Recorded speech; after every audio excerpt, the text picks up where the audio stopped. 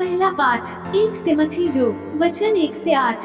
मैं सबसे पहले यह अनुरोध करता हूँ कि सभी मनुष्यों के लिए, विशेष रूप से राजाओं और अधिकारियों के लिए, अनुनय, विनय, प्रार्थना, निवेदन तथा धन्यवाद अर्पित किया जाए, जिससे हम भक्ति तथा मर्यादा के साथ निर्विघ्न तथा शांत जीवन बिता सकें। यह उचित भी है और हमारे मुक्तिदाता ईश्वर को प्रिय भी, क्योंकि वह चाहता है कि सभी मनुष्य मुक्ति प्राप्त करें और सत्य को जानें।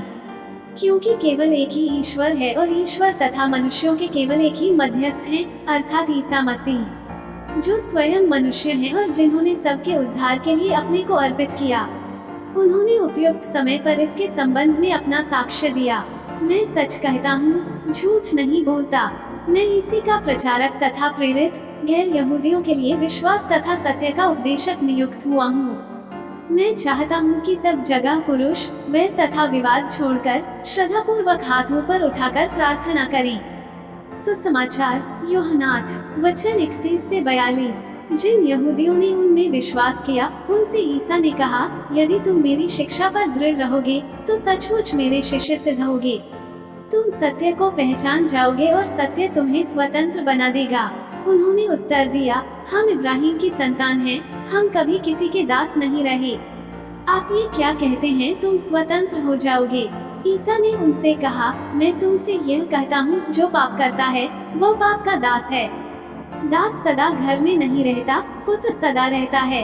इसलिए यदि पुत्र तुम्हें स्वतंत्र बना देगा तो तुम सचमुच स्वतंत्र होगे।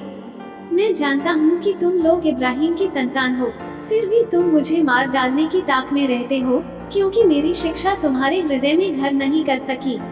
मैंने अपने पिता के यहाँ जो देखा है वही कहता हूँ, और तुम लोगों ने अपने पिता के यहाँ जो सीखा है वही करते हो। उन्होंने उत्तर दिया, इब्राहिम हमारे पिता हैं। इस पर ईसा ने उनसे कहा, यदि तुम इब्राहिम की संतान हो तो इब्राहिम जैसा आचरण करो। अब तो तुम मुझे इसलिए मार डालने की ताक में रहते हो कि मैंने जो सत्य ईश्वर से सुना वह तुम लोगों को बता दिया। यह इब्राहिम जैसा आचरण नहीं है।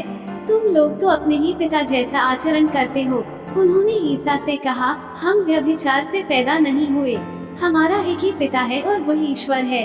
ईसा ने यहूदियों से कहा, यदि ईश्वर तुम्हारा पिता होता तो तुम मुझे प्यार करते, क्योंकि मैं ईश्वर से उत्पन्न हुआ हूँ और उसके यहाँ से आया हूँ। मैं अपनी इच्छा से नहीं आया हूँ, मुझे उसी ने भेजा है। मनन चिंतन। आज हम अपने देश की आज़ादी को महसूस करने का पर्व मनाते हैं, वही आज़ादी जिसे ना जाने कितने ही शहीदों के त्याग और बलिदान के फलस्वरूप हमने पाया है। उन्हें गुलामी का दर्द मालूम था, जब हमारा देश विदेशी ताकतों के वश में था और हम स्वतंत्र नागरिक नहीं कहलाते थे। लेकिन आज हम एक आज़ाद देश के आज़ाद नागरिक कहलाते हैं और यह आज़ादी हमें हमारा संविधान देता है। इसलिए आज हमारे देश के नेताओं और शासकों के लिए प्रार्थना करने का दिन है, जिनके कंधों पर इस महान राष्ट्र की बागडोर है। यदि हमारी सांसारिक स्वतंत्रता हमारे लिए इतनी महत्वपूर्ण है क्योंकि इसे हमने तमाम त्याग और बलिदान के बाद पाया है, तो हमारी आध्यात्मिक स्वतंत्रता हमारे लिए कितनी महत्वपूर्ण होनी चाहिए, जिसे हमने कलवारी के बलिदान के बाद पाया है। इसके लिए क्रूस पर पवित्र लहू बहाया गया है।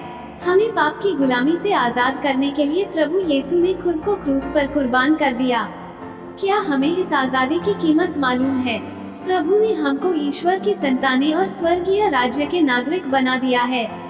आइए हम इस स्वतंत्रता को जिम्मेदारी के साथ जिएं और प्रभु से सामना होने तक सुरक्षित बनाए रखें। आमीन।